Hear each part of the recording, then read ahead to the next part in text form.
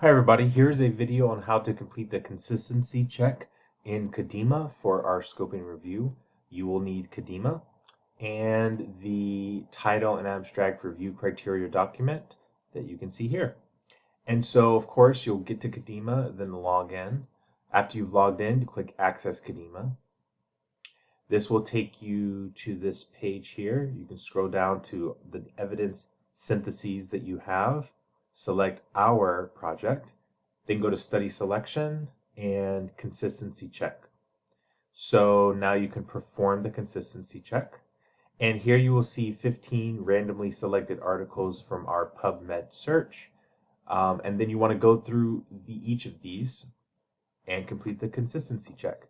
So for example, here's one article. This is what the tool looks like. You can go forward and back. You can save. Make sure you save after you're done for the day. You can probably do 15 in all in one sitting. You won't be using edit abstract at all, but here you can see the authors, the title of this paper, and the abstract. So we're really primarily looking at these two pieces of data. And so you will go through and complete each of these different criteria. Now the first couple are pretty self-explanatory. The thing I want to highlight here is this yellow text.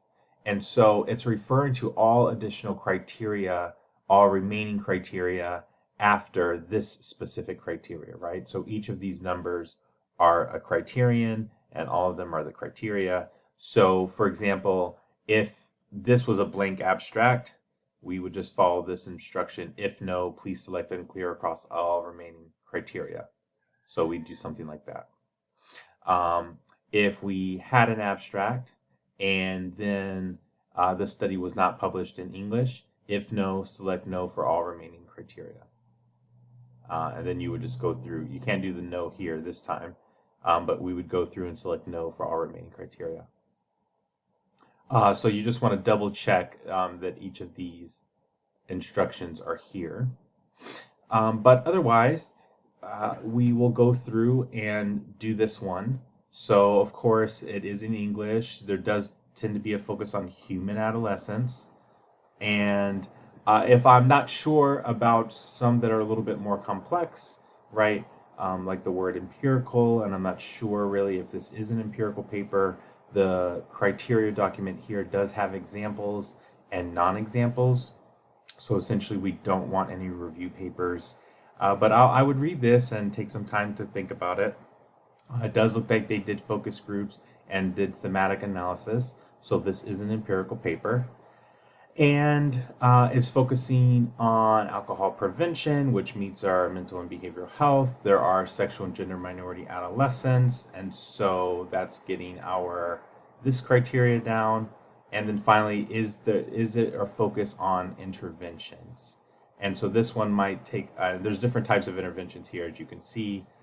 It could be at the very pre-work stage, like our gender dysphoria paper, or comparing interventions, implementing interventions. So here they're developing gender-sensitive virtual reality simulations as an innovative tool for alcohol prevention. So this is telling me that it sounds like an intervention to me.